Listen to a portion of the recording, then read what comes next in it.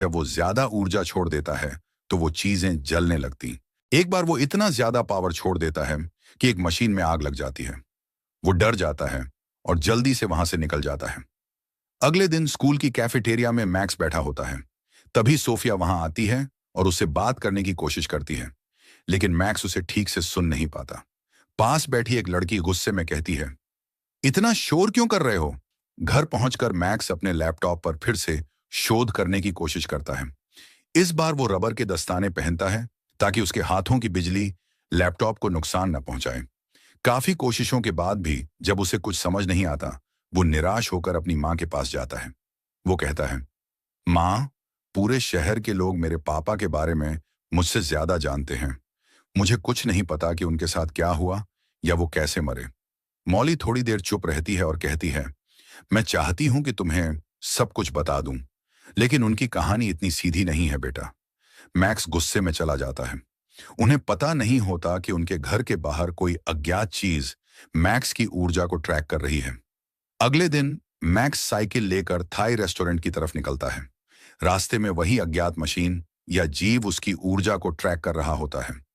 Restaurant पहुंचने पर Sophia उसे बोबा टी पीने को देती है। मैक्स हैरान होकर पूछता है, ये क्या है? वो हंसकर बताती है, ये बस चाय है, पर बबल्स के साथ। दोनों बात करने लगते हैं और उनके बीच एक प्यारा सा कनेक्शन बनने लगता है। सोफिया कहती है, मुझे तुम्हारा एक सीक्रेट पता है।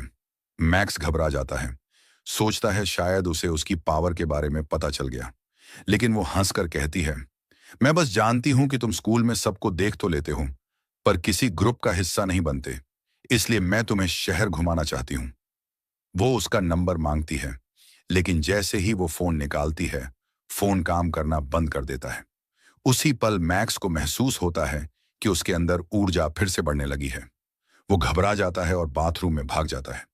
वो अपने सीने पर हाथ रखता है। वहां से नीली चमक निकल रही होती है।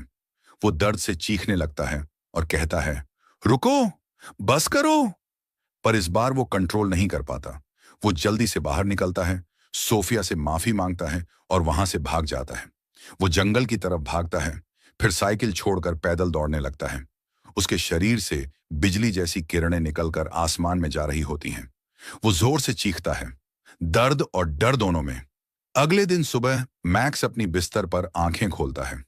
वो राहत महसूस करता है कि उसकी शक्तियां रुक गई हैं, लेकिन जब वो उठकर देखता है तो उसके कपड़ों और चादर पर जलने के निशान बने हुए हैं। उसके